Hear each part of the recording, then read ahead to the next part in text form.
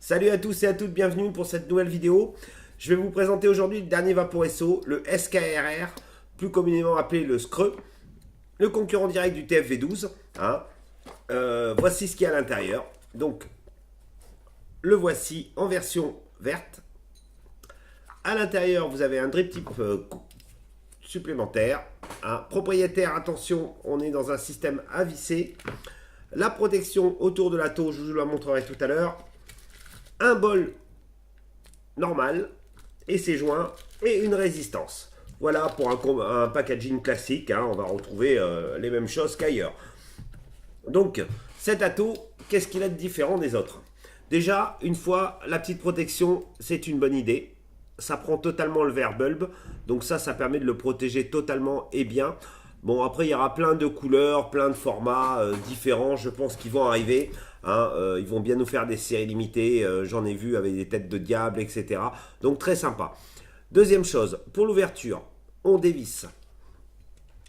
C'est pour ça que je vous ai dit propriétaire. Donc, à visser. Et là, on peut pousser pour ouvrir son ato. Donc là, ouverture classique à la NRG, on va retrouver la même chose chez TFV12, le Baby, etc. Tout ça fonctionne comme ça. Donc là, ouverture, hop. La grande révolution, alors la grande révolution, je vais dire, le grand changement qu'on a, c'est le système de résistance. Donc ils ont travaillé avec une résistance clos sur le bas. Ça veut dire qu'habituellement, l'air passer sur votre résistance de derrière la résistance et vaporiser l'intérieur de votre résistance. Donc souvent le problème c'était ça. On avait des fuites sur les airflows, trop plein de produits, ça coulait, on en avait dans les mains. Voilà. Là, le système est un petit peu plus intelligent. Ils ont scellé le bas, fait une petite ogive à l'intérieur de la résistance qui va distribuer l'air. Il y a juste des micro-points pour laisser passer l'air, donc le jus ne peut pas refluer par le dessous. Ça, c'est déjà une bonne chose. Après, ils ont travaillé sur les strips. J'en ai parlé dans une des vidéos. C'est les nouveaux systèmes de résistance avec des grilles au lieu d'avoir des coils standards. Après, au niveau aromatique, très joli produit. Deux sortes de résistance, 0,15, 0,20 qui demande quand même une bonne machine. Mettez pas ça sur une Istic 40 watts. Vous n'allez pas vraiment vaper longtemps avec.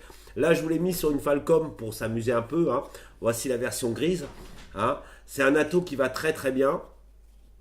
Donc là, on va le mettre, il est à 30 watts, à peu près 35-40 watts.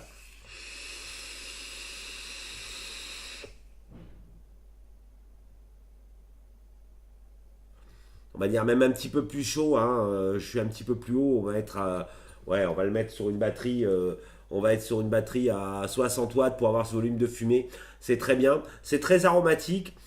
Durée de vie des résistances, il n'y aura pas de durée de vie exceptionnelle de plus de 8-10 jours sur ce style de produit.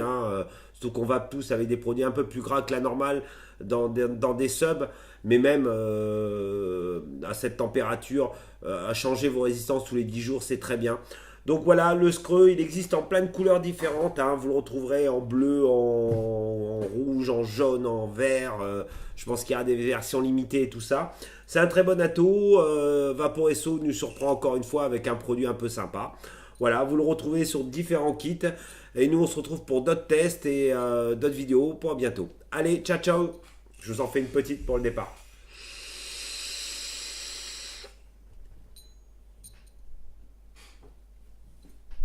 Que la vape saute avec vous.